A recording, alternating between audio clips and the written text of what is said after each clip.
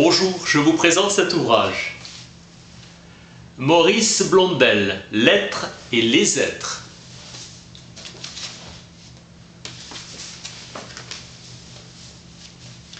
Spinoza exprime la tendance fondamentale de tout être à persévérer dans l'être, se traduit et s'éclaire par l'instant même de conservation, l'instinct même de conservation.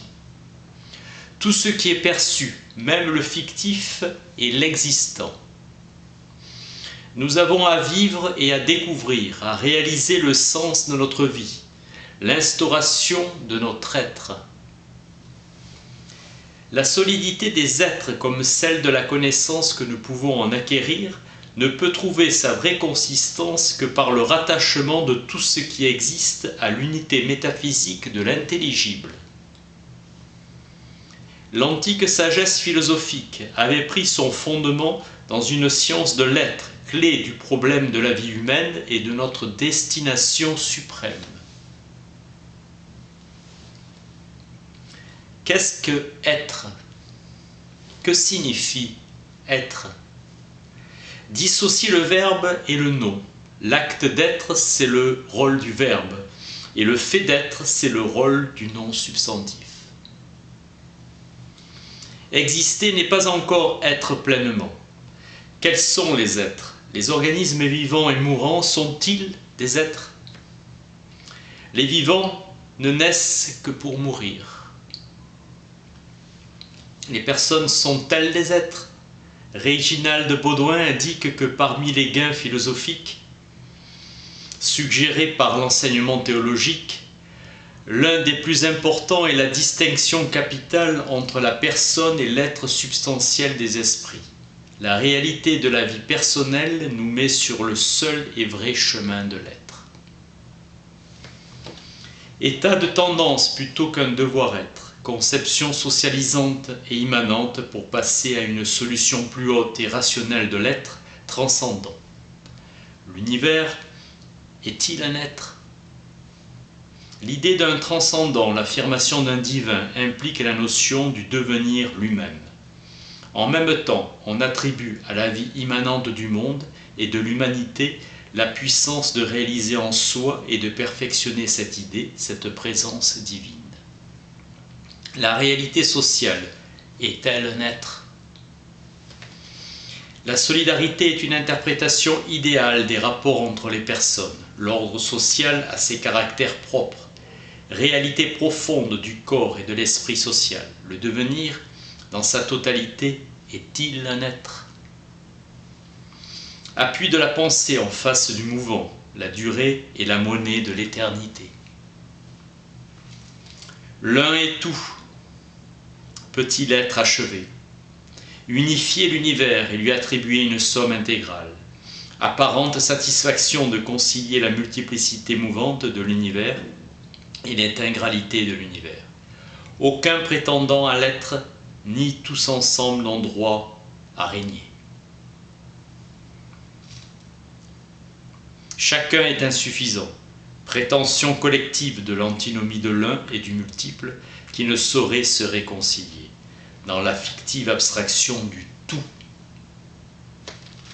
Affrontons le problème le plus ontologique de tous, celui d'un Dieu dans toute la pureté de l'être, affirmé comme un et unique.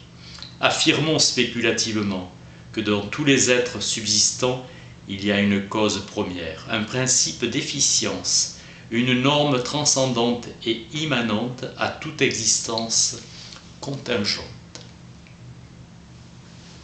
Dieu est dans tous les êtres, présent, agissant, aveu de l'être en soi, difficulté de mesurer les profondeurs abyssales de l'être.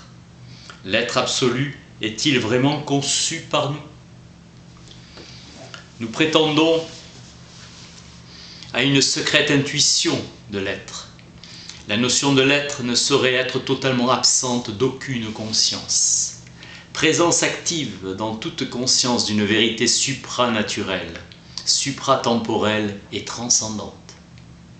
Il est nécessaire de s'arrêter, déclarait Aristote, afin de sortir du devenir indéfini pour poser absolument le premier moteur immobile qui attire et ordonne la hiérarchie de la nature entière.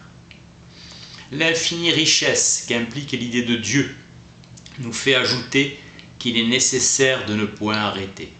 L'enchaînement des réalités contingentes nous fait pénétrer dans le champ infini ouvert sur l'être. Aptitude de l'esprit à désirer Dieu est la cause suprême de la pensée. Ne pas s'arrêter est un devoir afin de chercher le mystère même de son dessein créateur. Mystère inviolé. Idée nécessaire d'un être en soi. Présence éclairante et action efficace de cet être. Secret de l'être et énigme de nos rapports avec lui. Témoignage obscur de l'univers et de notre responsabilité.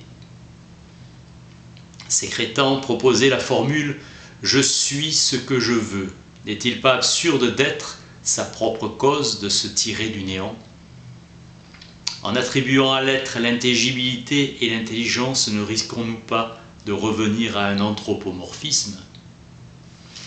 L'être est, mais il ne se connaît pas et il n'est pas connu. L'être s'exprime à lui-même. L'être engendre son propre verbe. Bossuet a raison de dire « Malheur à la connaissance qui ne se tourne pas à aimer ». Pascal, la vérité sans la charité n'est pas la vérité. Argument raisonnable d'entrevoir que Dieu est bon, d'une manière ineffable pour nous, mais nous laisse soupçonner le dévouement sublime, échange d'amour dont est faite la bienheureuse éternité de celui qu'un Aristote a su nommer l'acte pur, la pensée de la pensée. Même en l'homme, la bonté est, selon Bossuet, la plus haute excellence. Dieu a son essence et son existence qui ne sont qu'un. Elles expriment la parfaite liberté dans la parfaite sagesse. Procession où la puissance, la sagesse et la charité sont coéternelles. Dieu bon entre le néant qui n'est pas et l'absolu en soi, idée de création. Application de la toute-puissance. Le problème de Dieu n'existe pas pour Dieu. Il n'existe que pour les êtres qui ont à connaître Dieu. L'être absolu est impossible qu'il ne soit pas, et cet être ne suffit dans sa parfaite unité. Se suffit dans sa parfaite unité. La création est toute contingente et entièrement gratuite, nécessité du Créateur pour qu'elle soit, et la parfaite liberté de celui qui a créé. Toute réalité qui se déploie dans le devenir implique un développement réglé par les accidents survenus du dehors, présence constante et finalité efficace. La matière, la vie, les esprits composent l'univers réel en toutes ses parties interdépendantes, qui ont besoin de leur cause première et de leur fin suprême. C'est dans leur relation avec cette fin que tous les êtres créés trouvent leur explication. La vie apparaît comme une anticipation des caractères que réalise la conscience, prélude d'un monde s'intériorisant. La vie apporte l'élan à l'être. L'être est.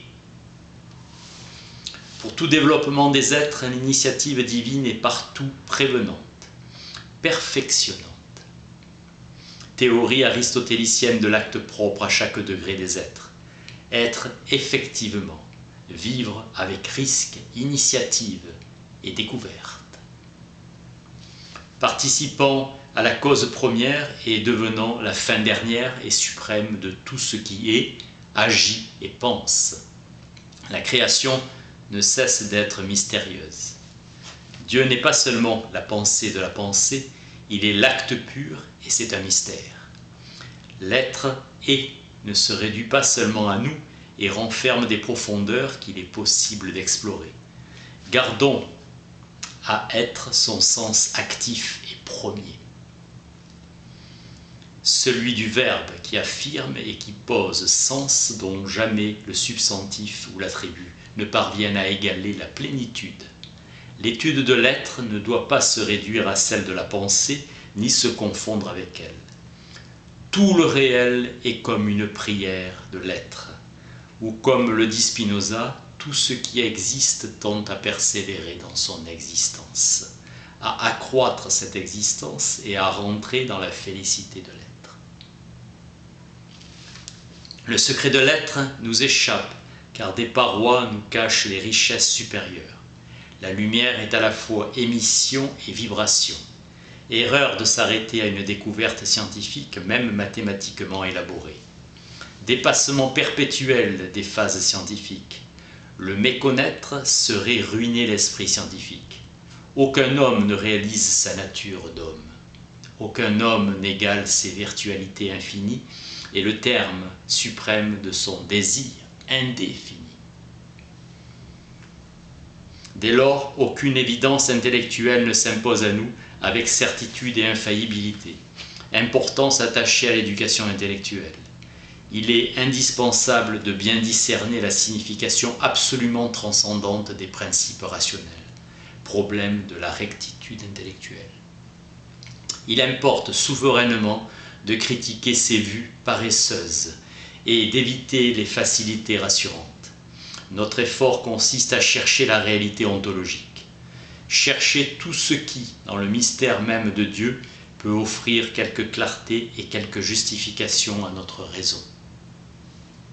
Ce qui est en question, pour reprendre un mot de saint Augustin, la solidification de nos êtres par leur adhésion au dessein universel et singulier de Dieu. L'univers entier ne contient pas nos désirs, ne limite pas notre élan, ne domine ni n'épuise notre être. Il s'agit de saisir l'unité du développement sous la loi intime qui gouverne et juge l'histoire de chaque être, dans sa relation avec l'entière réalité où il doit prendre place. Étudiant le problème de la création, condition de toute participation à l'être et à la béatitude. Contribuer à un bonheur qui n'aurait pas de prix, parce qu'il est l'être absolu. Dieu est absolument invisible à tout ce qui n'est que relatif et imparfait. La doctrine d'Augustin est connue dans l'histoire sous le nom d'illumination intérieure.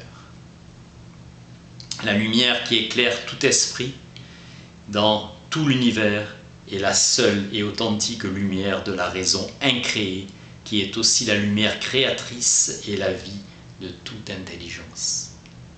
Illumination de l'intelligence par le Verbe divin, expression de Malebranche, suggérée par saint Augustin. Notre forme, notre solidité, notre universelle et permanente subsistance en Dieu est en son vouloir. La religion apporte des suggestions, des contrôles, des enseignements auxquels la réflexion peut utilement se nourrir et se compléter.